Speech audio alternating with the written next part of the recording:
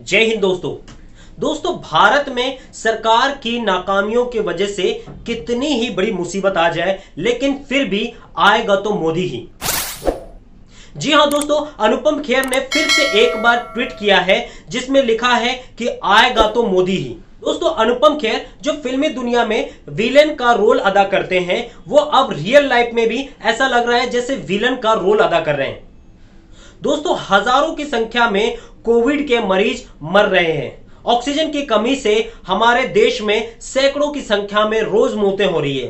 Hospitals में oxygen की कमी है, हॉस्पिटल्स में बेड की कमी है, मरीजों को अस्पताल में जगह नहीं मिल रही है, चारों तरफ त्राहिमाम मचा हुआ है। लेकिन अनुपम खेर दुख जताने के बजाय वो ये कह रहे हैं कि कुछ भी हो जाए लेकिन आएगा तो मोदी ही।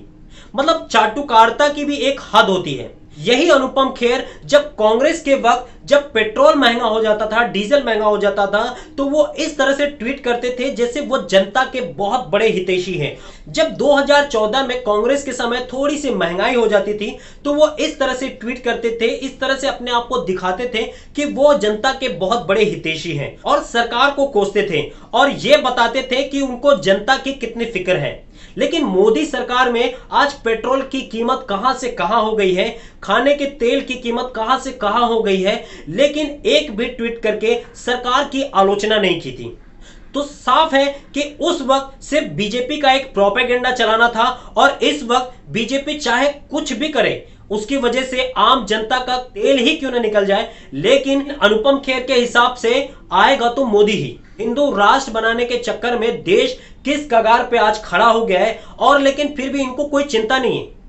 और चिंता भी क्यों हो, क्योंकि पेट्रोल डीजल महंगा होने से अनुपम खेर को कुछ फर्क नहीं पड़ेगा, या खाने के तेल या फिर सब्जियां महंगा होने से अनुपम खेर को कुछ फर्क नहीं पड़ेगा। यह फर्क पड़ेगा आम जनता को, जो कि आम जनता से उससे कोई मतलब तो है नहीं। क्योंकि अगर सही में मतलब होता तो जो 2014 में ट्वीट किया करते थे उस तरह के ट्वीट वो अभी भी करते हैं। मानसिकता ऐसी गुलामी में जकड़ी हुई है कि लोग जहां पर मर रहे हैं ऐसे में भी संवेदना व्यक्त करने के बजाय अनुपम खेर ट्वीट कर रहे हैं कि आएगा तो मोदी ही। तो ये एक तरह से जले हुए पे नमक छिड़कने वाला काम कर रहे हैं। जो रियल लाइफ में भले ही विलन का किरदार निभाते हैं, लेकिन वो असल जिंदगी में असली हीरो हैं। जी हां दोस्तों, मैं बात कर रहा हूं सोनू सूद की। सोनू सूद ने फिर से एक बार ट्वीट करके जो अपना स्टेटमेंट दिया है उससे फिर से एक बार यह बता दिया है कि वो रियल लाइफ में भी हीरो है। कि सोनू सूद ने कहा कि फिल्मों में काम करके 100 करोड़ कमाने से अच्छा है कि वो किसी गरीब की या किसी लाचार की मदद करे। दोस्तों, सोनू सूद ये वही सोनू सूद है जब लॉकडाउन में सरकार पूरी तरह से नाकाम हो गई थी और हमारे मजदूर, हमारे देश के मजदूर पैदल चलने पर मजबूर हो गए थे और हजारों किलोमीटर पलायन कर रहे थे पैदल चलकर। ऐसे में फरिश्ता बनकर, ऐसे में एक रियल हीरो बनकर सोनू सूद सामने आए और उन्होंने हजारों पलायन करने वाले मजदूरों को अपने पैसों से, अपने खुद के पैसे खर्च करके उनको एक जगह से दूसरे स्टेट, अपने गांव, अपने घर घर पहुंचाया। तो दोस्तों, यही फर्क है एक रियल हीरो में और एक नकली हीरो में। एक तरफ जहां अनुपम खेर हर तरह से सरकार को बचाने की कोशिश करते हैं। अनुपम खेर के हिसाब से किसान 3 महीने से ज्यादा हो गए वो प्रोटेस्ट कर रहे हैं अपनी मांगों को लेकर, लेकिन फिर भी उनके ऊपर लाठियां बरसाई जा रही है। सरकार उनकी एक भी सुनने को तैयार नहीं है, लेकिन आएगा तो मोदी ही। भारत में भ्रष्टाचार अपने चरम सीमा पर है, लेकिन फिर भी आएगा तो मोदी ही। ऑक्सीजन की कमी से आज सैकड़ों लोगों की मौत हो जा रही है। इतनी मौतें हो रही हैं कि शमशान घाट में जलाने के लिए, अंतिम संस्कार करने के लिए एक एक 2-2 दिन तक इंतजार करना पड़ रहा है अपनी बारी की, लेकिन फिर भी आएगा तो मोदी ही। अनुपम खेर जैसे लोग जो कि जब कश्मीर से 370 हटाया गया तो ये अपने आप को एक हिंदू पंडित, कश्मीरी पंडित बताते थे कि मोदी सरकार ने बहुत अच्छा काम किया, लेकिन आज तक वहां कितने लोगों को बसाया गया, एक सवाल तक नहीं पूछा गया अनुपम खेर द्वारा। तो दोस्तों, ये एक तरह से सिर्फ लोगों को पागल बनाने का काम है, लोगों को गुमराह करने का काम है कि उसे हिंदू मुस्लिम में बांट के रखा जाए ताकि वोट बटोरे जा सके। और ऐसा हो भी क्यों नहीं, क्योंकि अनुपम खेर की पत्नी जो बीजेपी सांसद है, इससे अनुपम खेर की मानसिकता सामने आती है कि उन्हें लोगों की जरा भी परवाह नहीं है। और अगर जरा भी परवाह हुई होती तो वो इस तरह का ट्वीट इस कंडीशन में, ऐसे हालात में तो बिल्कुल भी नहीं करते।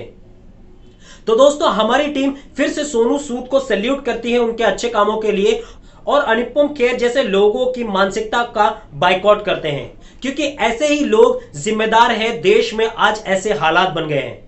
एक तरफ गोदी मीडिया, जहां सरकार को ब्लेम करने की जगह अब सिस्टम का दोष दिया जा रहा है। मोदी जी आए और सिस्टम को दोष देते हुए निकल गए। बंगाल में लाखों की रैलियां निकाल रहे थे, लेकिन आज जब हालात हाथ से बाहर हो गए तो अब सिस्टम को दोष देकर अपना पल्ला झाड़ते हुए नजर आए। और वहीं गोदी मीडिया, जो उनकी पत्तलकार, जो उनकी गोद में बैठी हुई मीडिया है, वो भी अब सिस्टम का दोष दे रहे हैं।